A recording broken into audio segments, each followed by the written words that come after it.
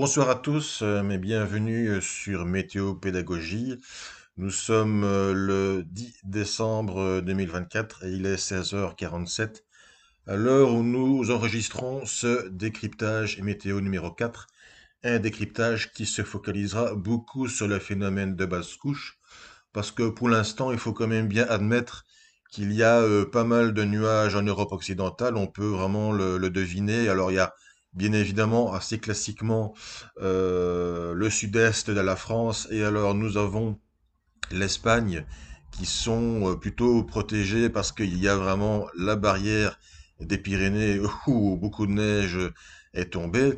Mais hormis ça, et bien évidemment, après le passage de la tempête Dara qui a laissé pas mal de pluie, eh bien l'évaporation a provoqué saturation dans cette masse d'air plus froide qui s'est déversée sur l'Europe occidentale et qui a été plaquée au sol par les hautes pressions, des hautes pressions qui sont toujours d'ailleurs bien situées sur l'Écosse, comme on va pouvoir le voir ici, 1040 hectopascales, et on devine vraiment très bien le flux de nord-est ici, qui passe au-dessus de la Manche et qui continue ensuite vers la mer Méditerranée, donc qui se charge d'humidité au-dessus de la Manche, qui vient par exemple frapper les côtes nord de l'Espagne, et puis alors qu'il repart ici en étant confronté donc à l'orographie de la Méditerranée, donc notamment en Sardaigne où une compétition de cyclocross a été annulée en raison des averses et du vent,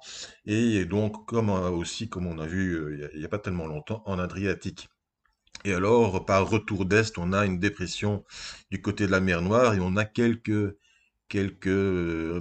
neiges ici qui s'organisent et qui dérivent vers l'ouest, mais qui ne nous influenceront pas. Donc un bel anticyclone avec une dépression au sud pour vraiment guider tout ça.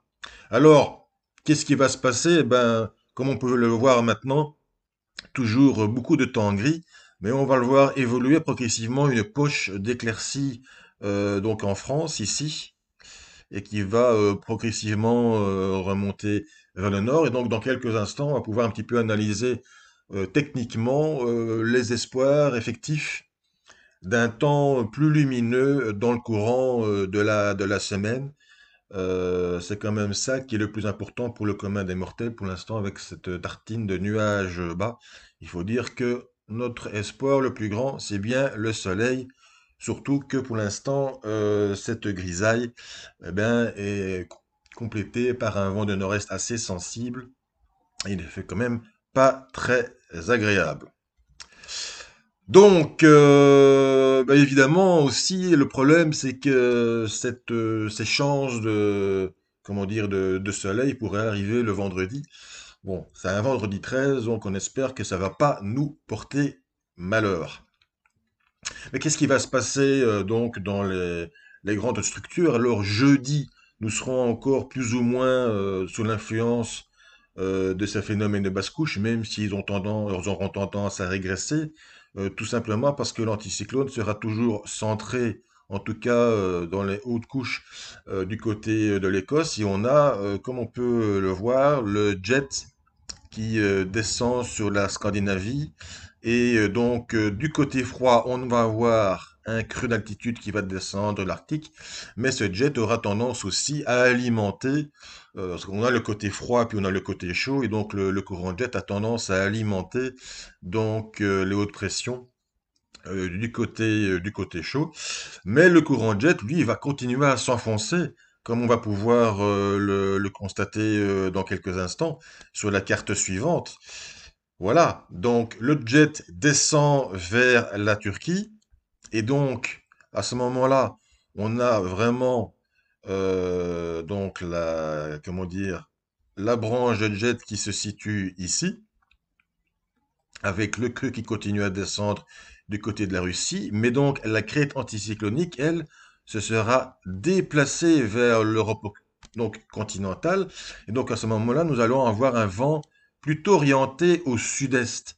Et donc en passant au sud-est, notamment au-dessus des Alpes, il y aura, on pourrait expliquer ça comme un effet de faux feu quelque part, en tout cas un assèchement en passant au-dessus des Alpes et pour la Belgique en passant au-dessus des Ardennes.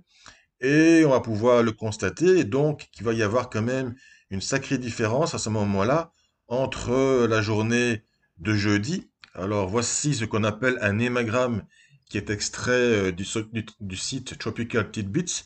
Donc quand vous allez dans les modèles globaux ECM ou GFS, et que vous cliquez avec la croix sur une carte, eh bien, ça ouvre comment dire, un hémagramme. Donc, c'est une sorte de diagramme où on peut voir, donc, notamment, eh bien, la température en vert, le dew point, le point de rosée, et en rouge, vous avez température classique.